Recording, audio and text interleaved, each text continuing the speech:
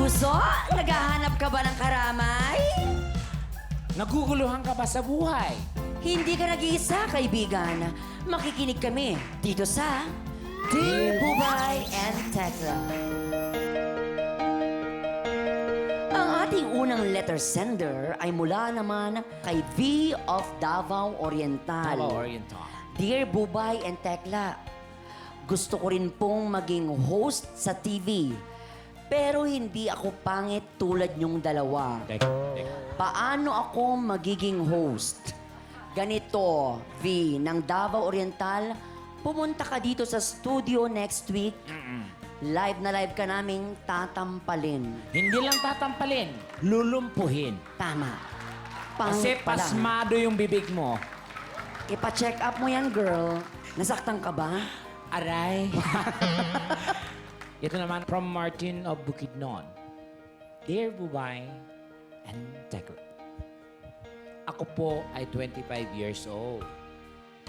Na-inlove po ako sa isang 65 years old na byuda.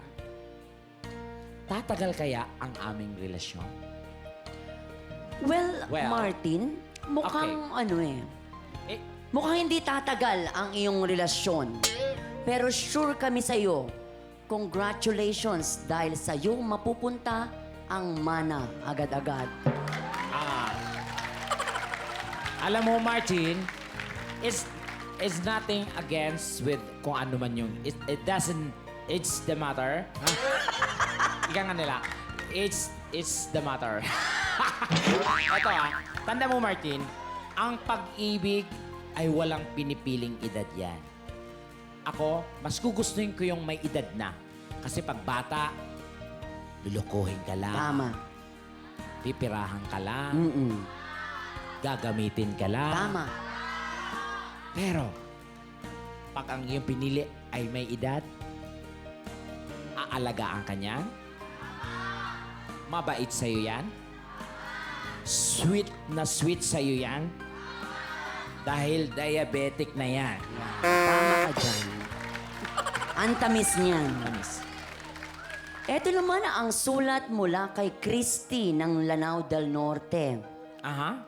Dear Bubay and Tekla, Mhm. hanggang ngayon, ang aking mister ay mahilig maglaro ng Chinese garter. Confirm. Dapat ko ba siyang suportahan o dapat ko siyang pagalitan? Okay. Alam mo, Christy, huwag mo siyang pagalitan. Bagkus suportahan mo siya. Tama.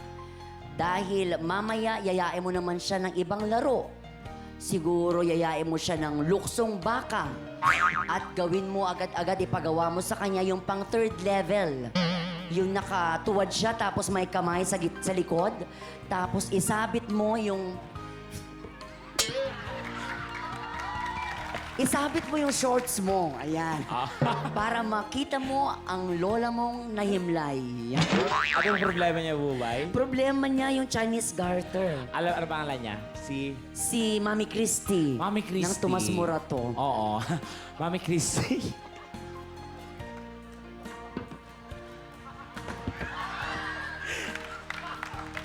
Inuutangan natin. Lagi siya nanonood sa atin. Ay, Tita Christy. Baka baka naman. naman pa rin yun, ha? Alam mo, Christy, ganito lang yan, ha? Kanya-kanya naman tayo ng kanya-kanya naman tayo ng kagaguhan sa buhay. So, as I said, we are in a free country.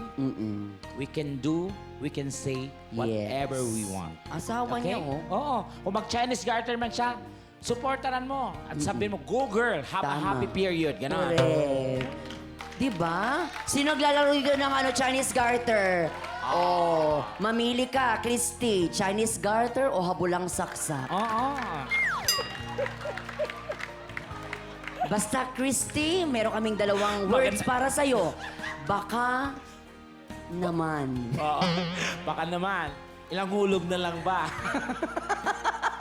Ayan po ang mga personal na nangyayari sa aming buhay ni Tekla, mga kapuso.